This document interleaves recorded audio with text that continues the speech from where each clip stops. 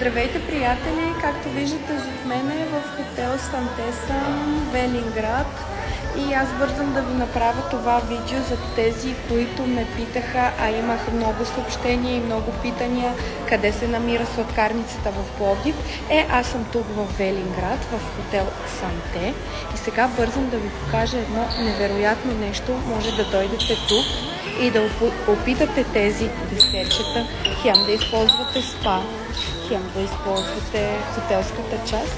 Също така да се насладите и на тези вкусни десертчета. И тръгвам към посока Виенския салон, а това представлява сладкарницата в хотела.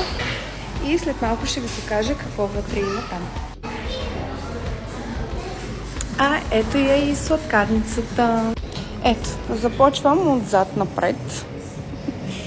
Ето ги вкусни тортички.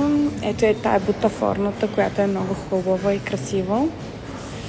И ето, натъквам се на мус портокал, мус ябълка, мус лимон и мус шамфастък.